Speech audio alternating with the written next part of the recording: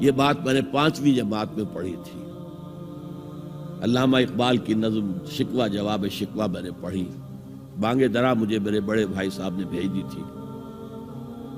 ایک شعر تو وہ ہے بانگ درا کا جو میرے تحت الشعور میں کہیں چپک گیا تھا اور میری پوری زندگی کو اس نے ایک رخ پر ڈالا ہے. وہ زمانے میں معزز تھے مسلمان ہو کر اور تم خار ہوئے تاریک قرآن ہو کر. دیکھیے یہ بات صرف اقبال نے نہیں کہی. وہ داڑھی مڈا تھا, عالم تو نہیں تھا.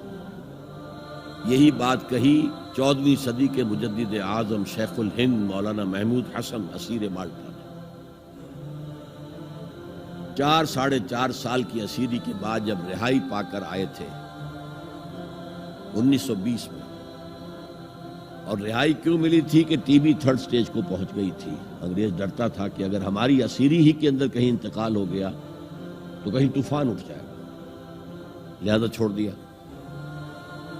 دیوبند میں ایک جلسہ منعقد ہوا اور وقت کے سارے بڑے بڑے علماء موجود. اشرف علی تھانوی صاحب موجود, شبیر احمد عثمانی صاحب موجود, مولانا حسین احمد مدنی موجود, ہمارے جو پاکستان میں مفتی محمد شفیع صاحب موجود. اور انہوں نے یہ واقعہ لکھا ہے اپنی کتاب میں وحدت امت میں کہ شیخ الہند نے کہا کہ ہم نے تو اپنی 4 سالہ دور اسیری میں جتنا ہی غور کیا ہے, ہمیں اپنے زوال کے 2 اسباب نظر آئے ہیں. ایک ہمارا قرآن کو ترک کر دینا, یہ لفظ ہے اس کے اندر, نوٹ کیجئے. حالانکہ علماء نے قرآن کو ترک کیا ہے, لیکن اگر آپ نے کہا نہیں تو یہ صحیح نہیں ہے, کیا ہے. ان کا سارا زور فقہ پر ہے, حدیث پر ہے, زیادہ زور قرآن پر نہیں ہے. صحیح بات ہے. کہنے والا کون ہے؟ شیخ الہند. ایک ہمارا قرآن کو ترک کر دینا اور دوسرا آپس کے اختلافات. اور مفتی شفیع صاحب نے اس کے اوپر پھر یہ گرہ لگائی کہ حضرت شیخ نے جو 2 باتیں کہی تھی حقیقت میں ایک ہی ہے. ہمارے اختلافات بھی اسی لیے کہ ہم نے قرآن کو ترک کر دیا. تو یہ ہے ایک شعر جو میرے ذہن میں چپک گیا تھا. پھر قرآن سے اللہ نے جو ایک مناسبت دی ذہنی قلبی, اللہ کا شکر ہے, اللہ کا فضل ہے. دوسرا شعر وہ ہے کہ وقت فرصت ہے کہاں, کام ابھی باقی ہے, نور توحید کا اتمام ابھی باقی ہے. پورے کرہ ارضی جب تک کہ توحید سے جلوگر نہ ہو جائے اور اسلام کا ڈنکا نہ بج جائے, اس وقت تک حضور کا مشن مکمل نہیں ہے. حضور حوالے کر کے گئے تھے امت کے. خطبہ حجۃ الوداع میں آپ نے سوال کیا الا هل بلغت, اور 1.25 لاکھ کے مجمع نے جواب دیا انا نشهد انك قد بلغت الرسالة واديت الامانة ونصحت الامة وكشفت الغمة. ہاں حضور ہم گواہ ہیں, آپ نے حق رسالت ادا کر دیا, حق امانت ادا کر دیا, مسلمانوں کی خیر خواہی کا حق ادا کر دیا, امت کی خیر خواہی کا, اور گمراہی کے پردے چاک کر دیے. 3 دفعہ حضور نے سوال کیا, 3 دفعہ جواب دے کر پھر آسمان کی طرف نگاہ اٹھائی اور انگشت شہادت سے اشارہ کیا اور پھر لوگوں کی طرف اللہم اشہد اللہم اشہد اللہم اشہد, اے اللہ تو بھی گواہ رہے, یہ مان رہے ہیں کہ میں نے پہنچا دیا. اسے میں کہا کرتا ہوں سائی آف ریلیف.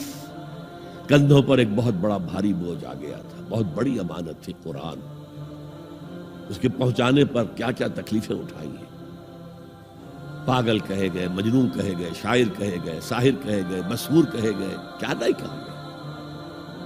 اور پھر جو مارے کھائی ہیں, جو 3 سال کی شیب بنی ہاشم کے اندر اسیری تھی, جس میں کھانے پینے کی چیزیں گھاٹی میں داخل نہیں ہو سکتی تھی. ہماری جیلوں میں تو آپ کو کھانا تو ملتا ہے, وہاں تو کچھ نہیں تھا. پھر طائف کا پتھراؤ یاد کیجئے, پھر مکے سے نکلنا اور 3 دن رات ایک غار میں چھپے رہنا.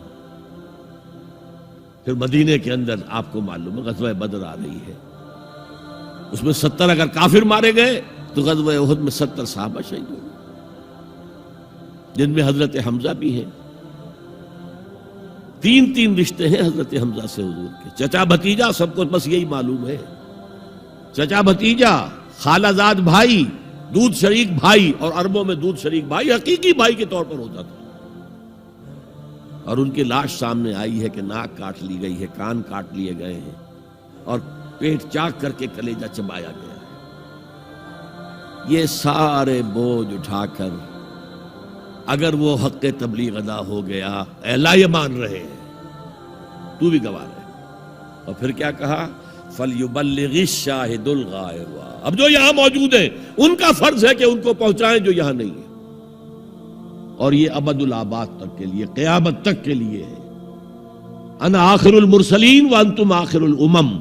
میں آخری رسول ہوں، تم آخری امت ہو.